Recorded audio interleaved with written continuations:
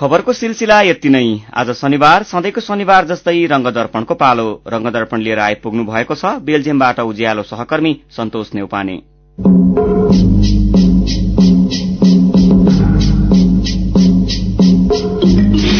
आजको रंगदर्पण बेल्जियमको ब्रुज शर्मा जन गायक जीवन शर्मा एकल साँझमाथि केन्द्रित छ।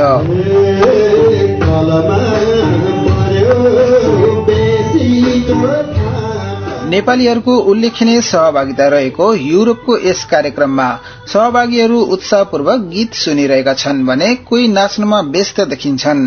बेल्जियमका नेपालीहरूलाई जनताका गीत गाउने गायकसँग प्रत्यक्ष रूपमा भेटघाट र चिन्जान गराउन यो कार्यक्रमले उत्तिकै सहयोग गरेको छ।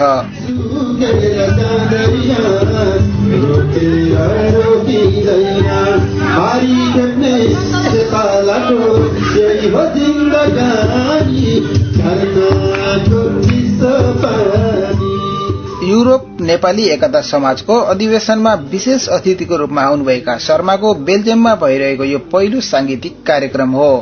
यसपछि पोर्चुगल र डेनमार्कमा पनि उहाँका सांगीतिक कार्यक्रमहरू तय भइसकेका छन्। सर्वहारा वर्गका सर्वहारा गायक भनेर चिनिने शर्माका मन छुने गीत र स्वरले यहाँ रहेका नेपालीहरूलाई पनि उत्तिकै तानिरहेको छ। कार्यक्रममा उपस्थित खड्ग बहादुर गुरुङ उहाँको गीतहरू नेपालमा पनि सुनेकै हो। उहाँको गीतहरू विवेकान्त मात्रै नभएर नाच्न मिल्ने खालको गीतहरू पनि हुन्छन्। हुन त उहाँ जनगायक भए पनि जनगायक शर्माको यो युरोप भ्रमण दोस्रो हो। अहिलेको भ्रमणमा उहाँ कार्ल मार्क्सको जन्मघर पनि पुग्नुभयो। जन्मघर पुग्दा निकै भावविह्वल र आफ्नो छाती गरुङ्गो भएको बताउनुहुन्छ जीवन शर्मा। कार्ल मार्क्सको घर अगाडि पुग्दा बित्तिकै भाव विहोर भएको थिए र मेरो मनभित्र अब आस्थाको पहाड़ झन् चुलिएको जस्तो अनुभव गरेको थिएँ। छाती गरुङ्गो भएको थियो। त्यस्तै एउटा आह्लादित एउटा जिन्दगीमा सबभन्दा ठूलो व्यक्तित्व मैले आस्था र एउटा सम्मान गर्ने ठूलो व्यक्तित्वको जन्म घर पुग्दाखेरि मैले जिन्दगीमा सबैभन्दा ठूलो उपलब्धि प्राप्त गरे जस्तो लागेको थियो र घर बाहिर उभिएर एकैछिन फोटो खिचियो। शर्माको सांगीतिक यात्रा खाडी मुलुक कतार दुबईदेखि युरोपसम्मको रहेको छ। विशेष अविस्मरणीय अहिलेसम्मको कतार र दुबईमा रहेका नेपालीहरूको नै रहेको छ। उहाँको गीत सुनेर कतारमा त नेपालीहरू आँसु पुछी रोएका पनि थिए। गायक शर्मा मैले दुबईमा र कतारमा मैले भेटेको थिएँ।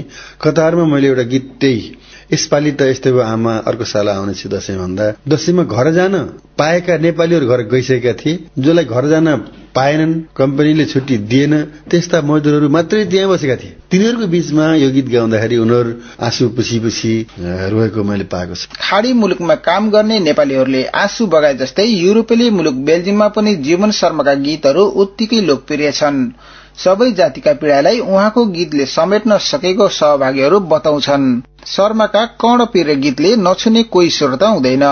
कार्यक्रममा सहभागी मुना राई सबै जातिको मान्छेले सबैलाई हुने विदेश पनि हामीलाई एकछिन आफ्नै देशमा आफ्नै धरतीमा फर्काउन सफल हुनु भएकोमा धेरै धेरै खुसी लागेको छ। एकल साँझ कार्यक्रममा सोचे जति उपस्थित भएपछि आयोजक हौसिएका देखिन्थे। यो कार्यक्रमले बेल्जियममा रहेका नेपाली दर्शकहरूलाई त उत्साह दियो नै, कार्यक्रमले गायक शर्माको लागि केही आर्थिक सहयोग पनि संकलन भएको छ।